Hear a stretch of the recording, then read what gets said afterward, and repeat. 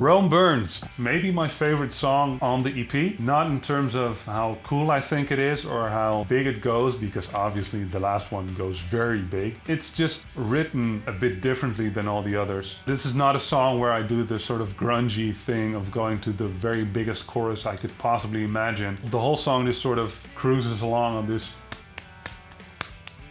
eighth note feel.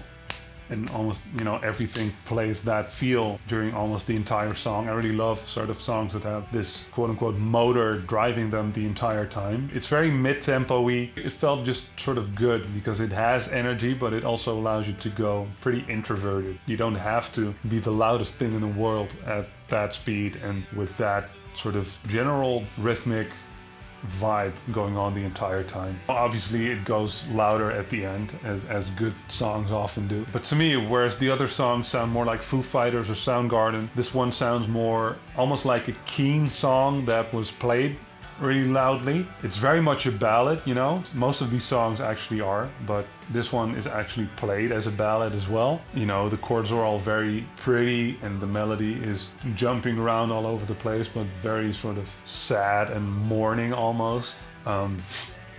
Because in terms of lyrics, whereas I'll Be Your Soldier and American Express have that thing of being in a relationship that turns sour and having to deal with that, Rome Burns is very much more about the aftermath and the reflection on it. It's very much about self-destructive behavior, which is what I mean when I say, Rome burns in our wake. Apparently we're sort of fated to destroy anything and everything around us and sort of be standing amongst the rubble of what once was friendship or relationship or whatever you want to read into it. It's lyrically the most reflective, and I'm a very sort of almost obnoxiously ponderous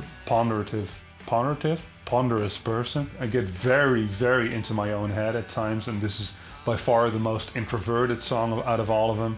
The other songs very much feel like I'm writing a rock song, and to me, the definition of that being that you write the energy and sort of the confrontation and the bluntness and badassery or whatever, you write that into the song, you write that into which chord you're choosing, what melody you're going for, you go for these high, soaring, energetic, rock kind of melodies, that's what you do. This song touches on one of my favorite things to do as a guitar player, which is tune down to these extremely low tunings that you'd usually use in like gent or modern metal stuff. This was in drop B, and using that to actually write something that's really pretty and sort of imparting gravitas and emotional weight and sort of this brooding anger simmering underneath the surface just by virtue of it being in this very low tuning and grabbing these chords that are just very dark and very low and sort of big. And the second benefit you get from doing that is, like in American Express, you can just go, and now we're gonna riff in drop B for a bit. So that's what the bridge basically is. Like I said, I like to balance out the riffy, rocky stuff with the pretty poppy stuff. Basically, the whole song has been pretty poppy, or at least sort of not super angry and rocky and confrontational. So then you go to this riffy bridge part, but I'll tell you a little secret. The bridge part was basically an excuse to being able to end on a halftime riff once more. And ending on one more bridge riff is very much a Soundgarden, Chris Cornell type thing. He does that in Black Hole Sun.